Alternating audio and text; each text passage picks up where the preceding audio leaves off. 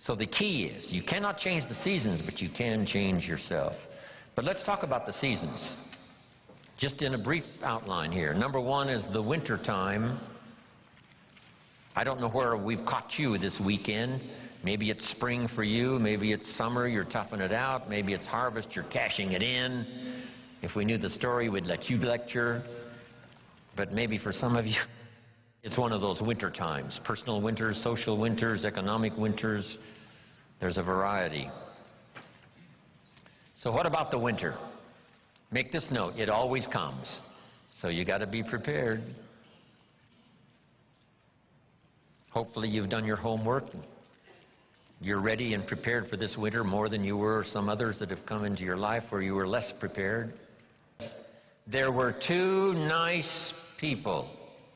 So make the note now, two nice people. Not one good and one evil, but two nice people. However, one built his house on the rock, and the other built his house on the sand. Two nice people. Meaning it's possible for nice people to be casual. It's possible for nice people to be careless. And sometimes you can be careless and lose your life. Not evil, just careless. In Los Angeles now, when the light turns green, if you're in your car and you're there at the intersection and the light turns green, you better not go. For 2 or 3 seconds, waiting for the maniacs that are running the red light, crossing in front of you, even though the light is green. That little extra bit of caution, rather than being aggressive, little bit of caution could very well save your life. So the key is to be not overcautious, but to be cautious. Don't build your house on the sand. Go through the red light, it'll be okay. We must beware, okay?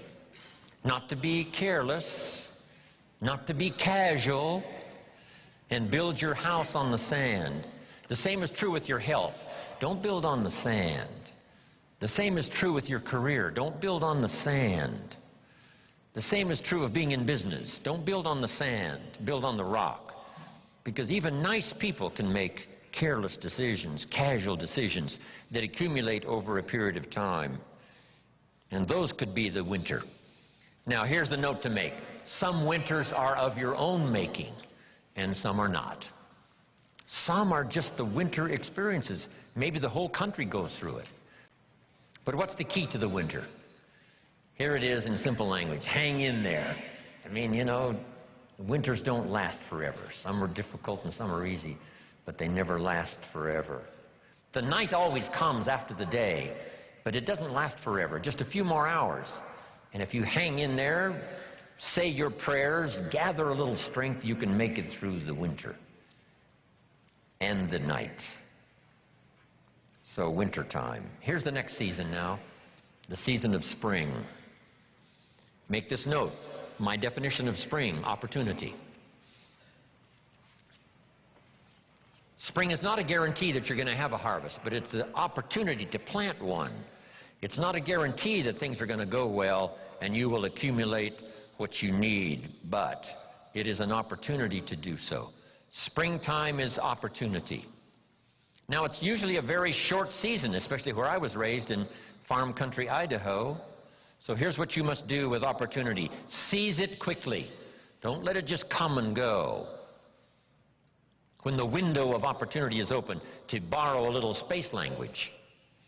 When they get ready to shoot the rockets or off into outer space, there's a window, they call it, of opportunity to go, not go, when the weather's right and whatever. But if you wait a little too long, the window closes, and it takes a while for it to open back up. So this is the key.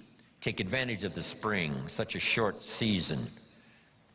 In some places, they got those big tractors with the lights on them going around the clock in the short season of spring to make sure that the seeds are planted.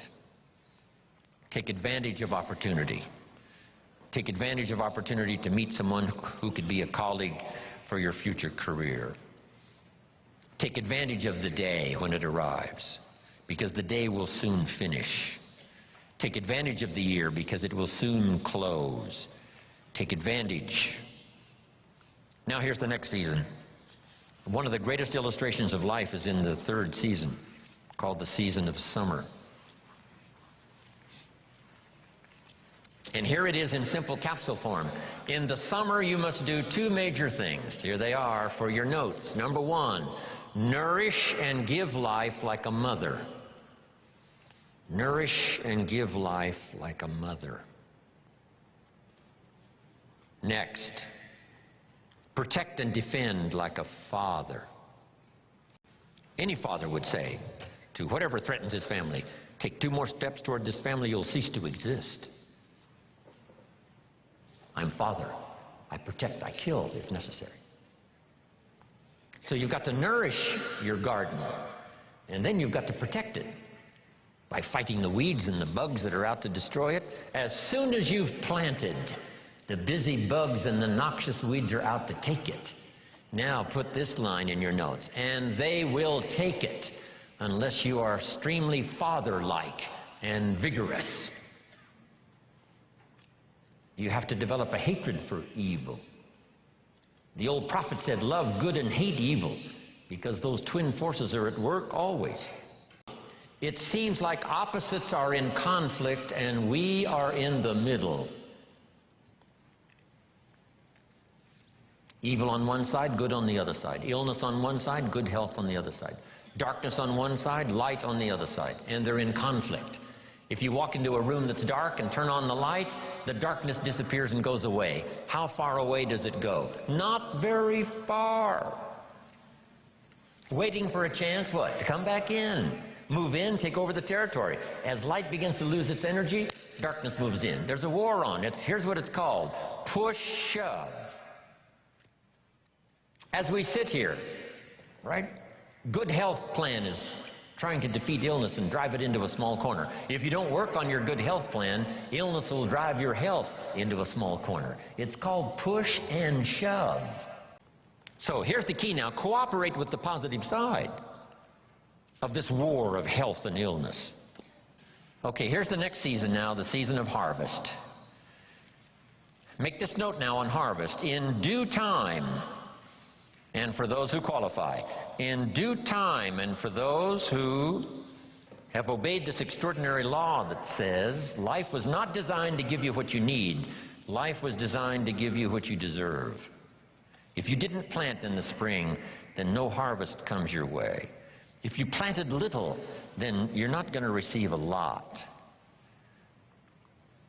And here's the key now for the harvest. Number one, whatever it is, offer no complaint and no apology.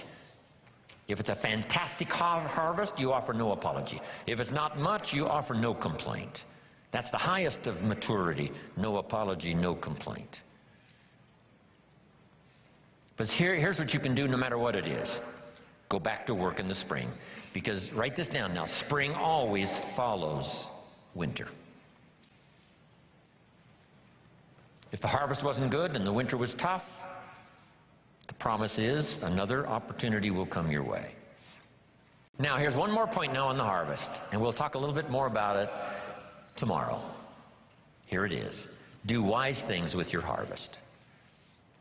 Build your financial security for you and your family on the rock and not on the sand. We're going to talk about financial independence before we finish this weekend. There's so many things now you can do about gathering resources and wisely investing them so that you and your family are secure. Here's one thing to strive to become early in your life and career: financially independent, so that nobody or nothing has a claim on your assets. Accomplish that as quickly as you can.